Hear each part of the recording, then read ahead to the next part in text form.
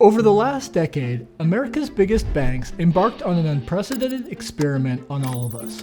The banks have figured out how far they can push it. They operate very similarly to how loan sharks used to operate. At the center of it is one of the most important prices we pay, the interest rate on our credit card. Pull out your credit card, maybe go online tonight and check your interest rate. The average credit card interest rate, it is whopping 24.8%. Cards balances are at a record high, so are credit card interest rates. We talked to consumers, advocates, and a former credit card company employee. We just took a business practice that used to be illegal and we made it legal. What emerged is a story of how banks, freed from regulation, have pushed our credit card bills to the brink and made record profits, and how an unlikely alliance may be emerging to take them on. We're going to put a temporary cap on credit card interest rates. Mr. Trump, that's a great idea. I'm going to introduce that legislation. Let's see how far it goes.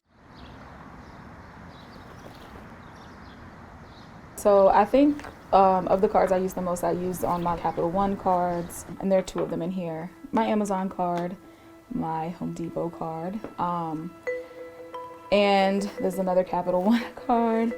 I really started to look at my finances last year. Janai Cash is an educator in Philadelphia. She has a mortgage, student loan debt, and credit card debt. When I was in school, I was taking out student loans, but I also worked sometimes multiple jobs, and those credit cards were there to meet that gap.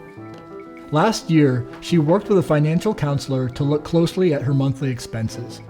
Once we downloaded all of my transactions across my different bank accounts or credit card accounts or this account, we categorized everything. One of those categories was credit card interest. Seeing just how much money was leaving my pocket because of interest was very eye-opening.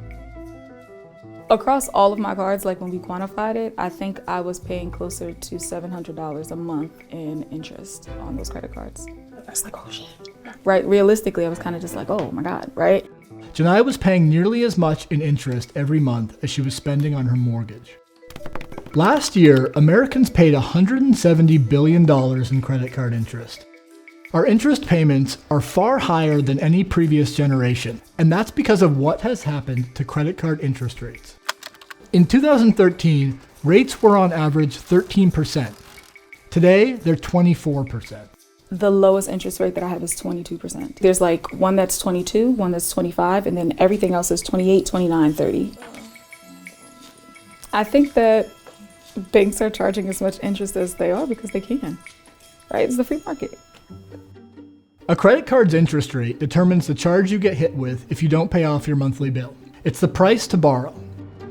If you're shopping for a credit card, you should really think of the interest rate as the price of the credit card.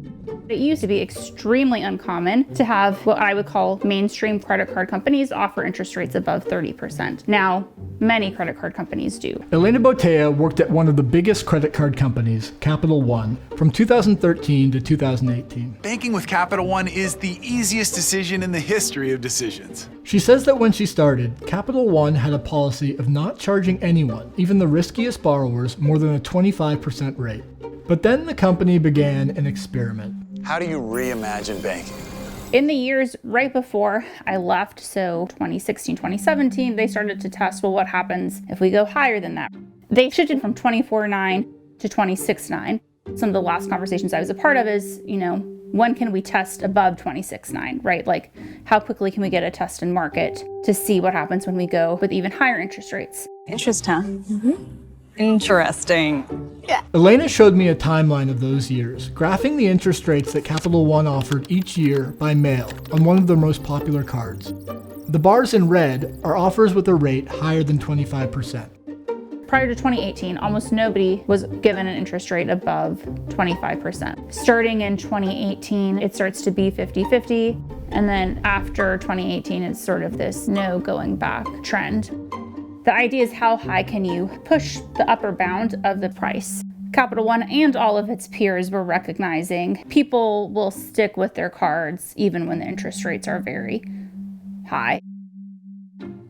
Right now, Hugh, those rates, they're pretty much at record levels. Where are they going from here? I unfortunately just don't have great news for you if you are a borrower out there. Credit card companies say that they increased rates because of economic factors outside of their control. But a look under the hood at how interest rates are actually calculated reveals something different. There are several components of what the cost of a credit card ends up being. I spoke to Adam Rust, a consumer advocate, who explained that a credit card's interest rate is made up of the federal funds rate set by the Federal Reserve. There's that baseline cost, which is the cost of borrowing money, plus a margin above that set by credit card companies. But then there's what's left over, right? And that's the margin that leads to the profit. In the last few years, the Federal Reserve raised the federal rate to fight inflation. So that explains some of the overall rise, but that still leaves a lot of explaining to do. What's interesting is over time, you would expect the funds rate goes up, and then on top of that, the interest rates goes up. And these two forces would be similar. But what's happened lately is it's sort of like this. That the margins have actually grown, and they've grown especially at the largest banks. The Consumer Financial Protection Bureau, the CFPB, says that half of the increase in credit card rates over the last decade was driven just by the banks raising their margins. The Federal Reserve started cutting rates in September, but credit card rates have barely budged. So why is that? Can folks expect that credit card rates will come down at any point soon? Not by much. Now, banks will say there's another reason our rates have gone up. We've had to charge more, they say, because it's become riskier to lend to people. But the problem is, the evidence actually shows the opposite. The long run trend over the last 10 years have been that credit card defaults have been stable or even actually a little bit declining, while the credit card interest rates and profit margins have gone up. So there's basically no relationship between the two. For years, the credit card interest margin rose and fell in alignment with something called the charge-off rate, which indicates the risk banks face from users who don't pay their bills. But then, around 2012, that relationship broke down. The charge-off rate declined, but the margin kept going up. So the story doesn't hold up. There should be a relationship between the charge-off rate and the interest rate. What the CFPB's data shows is that interest rates are climbing faster than these baseline expenses. The CFPB found that just in 2023, the major credit card companies earned about $25 billion in additional revenue by raising that margin on consumers. So why don't people just switch to a card with a cheaper interest rate? Wouldn't that bring down rates by forcing the companies to compete for customers? The problem is that the real prices of credit cards are hidden. Banks market credit cards based on something entirely different than their interest rate. They're rewards. You ever try cash backing? Cash back. I earn unlimited 2% cash back. Picking a card based on rewards only works out for you if you can afford to pay off your balance every month. 27% of people receive 94% of the rewards. So rewards just distract people who borrow from the price they're actually paying, the interest rate. You can try to comparison shop yourself, but here's what you're going to find.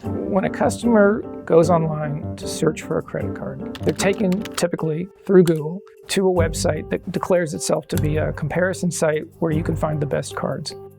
Those aren't actually the best cards. Those are the cards that pay the highest fees to that website.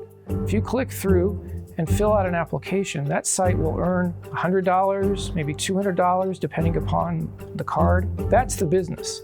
They're selling you to the banks. It all means that the market for credit cards doesn't really function properly as a market. 10 large banks dominate, holding over 80% of balances, even though they offer higher interest rates on average than smaller banks or credit unions.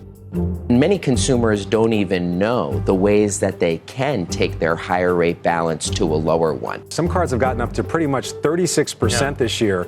So where are we going to go from here? Are we going to get up to 40? Are we going to? Do we really have to just accept ever increasing rates? Right now, there's no legal constraint on what credit card companies can charge, but it hasn't always been that way. For many years, interest rates were capped at the state level. That changed in 1978, when the Supreme Court allowed banks to charge whatever interest rate they wanted, as long as they registered their headquarters in a state without a cap. The banks fled to permissive states like Delaware and South Dakota, making those state caps irrelevant. But there's now an unlikely political coalition coming together that wants to cap interest rates again. No bank in this country should have credit card interest rates of over 15%. In 2019, Democrats Bernie Sanders and Alexandria Ocasio-Cortez proposed legislation to cap credit card rates at 15% nationally. Republican Josh Hawley has proposed an 18% national cap. And President Trump, who shut down the Consumer Financial Protection Bureau and fired its director, has at the same time said he wants a rate cap, at least temporarily. And while working Americans catch up, we're going to put a temporary cap on credit card interest rates at 10%. We have no choice. Just weeks into Trump's term, Senators Sanders and Hawley proposed a new bill that would do just that, cap rates at 10% for about 5 years.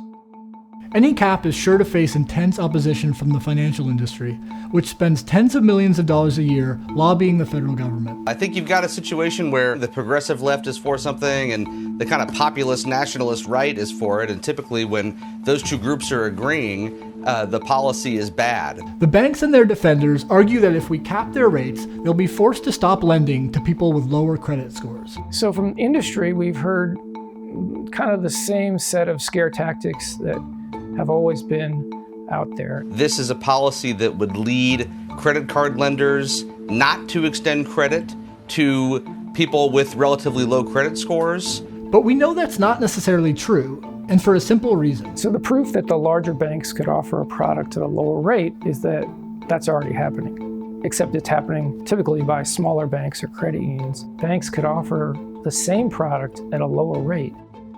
It's just a question of how much profit is necessary.